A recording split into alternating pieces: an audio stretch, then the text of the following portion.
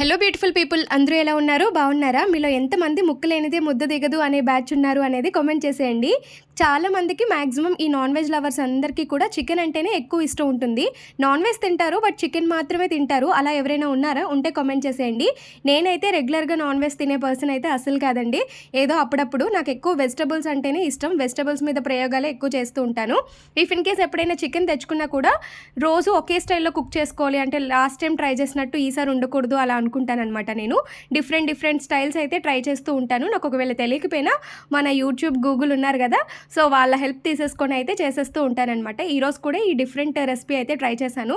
చాలా బాగుంది. దీనిలో లాస్ట్లో అయితే నేను ఫ్రెష్ క్రీమ్ యాడ్ చేసుకున్నాను అనమాట. దానివల్ల ఏమో కానీ కర్రీకి చాలా క్రీమీ టెక్స్చర్ వచ్చి చాలా బాగుంది. మీరు ఒకవేళ ఈ రెసిపీ ట్రై చేసినప్పుడు మీ దగ్గర ఫ్రెష్ క్రీమ్ లేకపోతే మనం ఇంట్లో పాల మీద మీగడని ఫ్రిడ్జ్లో స్టోర్ చేసుకుంటూ ఉంటాం కదండి, దాన్ని కూడా యూజ్ చేసుకోవచ్చు. చాలా బాగా వచ్చింది కర్రీ అయితే. మీరు కూడా ఒకసారి ట్రై చేసి మీకు ఎలా కుదిరింది ఏంటి అనేది కామెంట్ చేయడం అయితే మర్చిపోకండి. ఇది రోటీ, నాన్స్ అలాంటి వాటిల్లో అయితే చాలా బాగుంటుంది. క్రీమీగా, పీస్ కూడా చాలా సాఫ్ట్గా కుక్ అయిపోయింది. ఓకే, మరి నెక్స్ట్ వీడియోతో కలుద్దాం. మీకు కనుక నా వీడియోస్ నచ్చితే ఖచ్చితంగా లైక్ చేసి సబ్స్క్రైబ్ చేసుకోండి. ఓకే, మరి బాయ్.